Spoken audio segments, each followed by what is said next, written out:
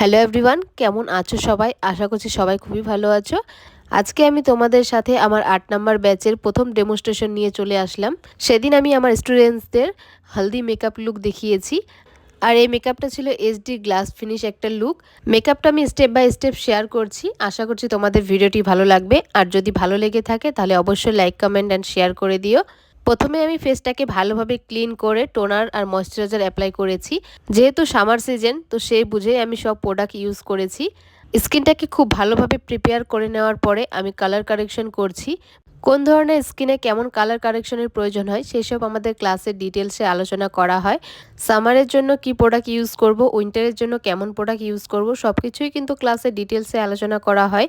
যারা আমার basic to advance makeup master ক্লাসে জয়েন করতে চাও অবশ্যই নিজেদের সিট বুকিং করে নিতে পারো। নেক্সট ক্লাস খুব তাড়াতাড়ি শুরু হবে।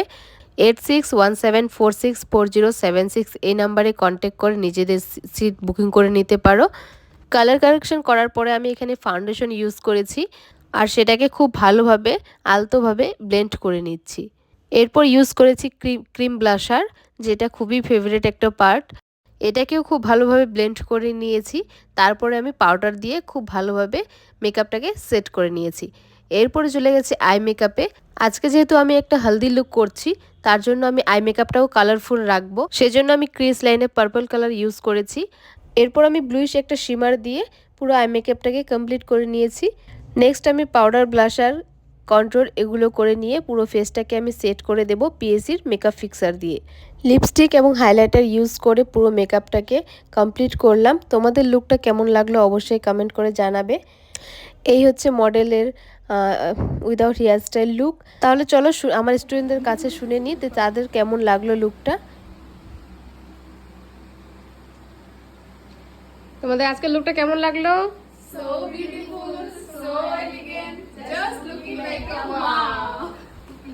স্টুডেন্টসদের মুখে তো শুনে নিলাম, আর তোমাদের কেমন লাগলো তোমরা অবশ্যই কমেন্ট করে জানিয়ে দিবে। হেয়ারস্টাইলটা আমি একটু মেসি ব্রেডের ওপরে রেখেছি, যেহেতু এটা একটা হেলদি লুক সেজন্য এরকমই রেখেছি, আর নিচেরটা ওপেন কার্লসের মধ্যে রেখেছি। এই হচ্ছে আমার ব্রাইডের অল ওভার লুক। আর সবশেষে এখন চলছে ফটোশ্যুট, আর এদিকে স্টুডেন্টরাও মস্তি করছে, পুরো গান চলছে। তো আজকের ভিডিওটা এটুকুই, দেখা হবে নেক্সট আরেকটা ব্লগ বা ভিডিওতে। টাটা।